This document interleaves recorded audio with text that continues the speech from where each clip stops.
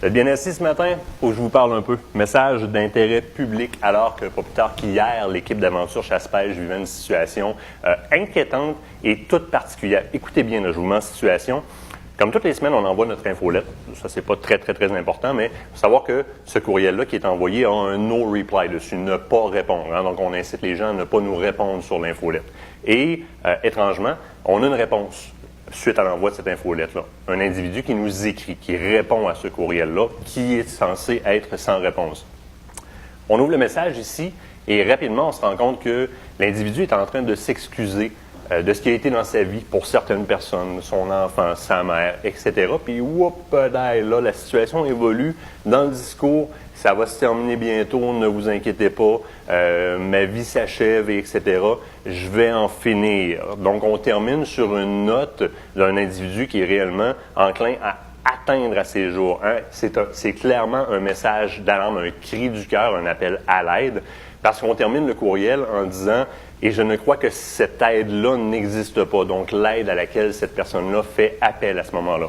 Rapidement, l'équipe ici se nolise. Il y en a un qui appelle évidemment le 911 pendant que d'autres cherchent un système d'abonnés ici pour voir si on n'aurait pas cet individu-là comme abonné au niveau du magazine. Question de repérer son adresse et de pouvoir donner aux policiers le plus d'informations possible pour le localiser et intervenir. Parce que clairement, il y a quelque chose qu'on a en tête, nous ici.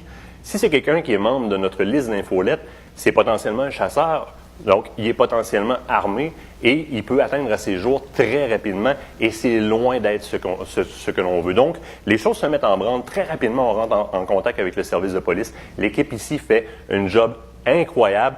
Les policiers nous confirment qu'ils sont dans la MRC de l'individu. On a réussi à trouver son adresse, on a réussi à le localiser, ils sont en direction de son domicile et très rapidement, on a un courriel de confirmation ou un appel de confirmation de la part du corps policier de l'endroit nous disant « Nous avons trouvé un individu sain et sauf. Il est présentement en direction d'un centre hospitalier où est-ce que des spécialistes en santé psychologique, donc évidemment un département de psychiatrie, vont le prendre en charge, comme c'est le cas dans tous ces genres d'interventions-là. On amène l'individu, on lui donne les soins dont il a besoin. » Bon, je reviens en arrière.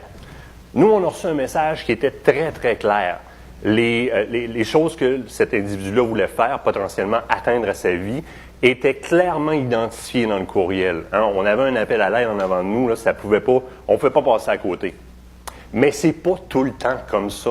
Il y a des petits messages à gauche et à droite parfois dans la vie qu'on a des individus autour de nous qui sont au bout du rouleau, prêts à mettre le genou à terre, à être essoufflés complètement et qui pourraient se retrouver dans ce type de situation-là.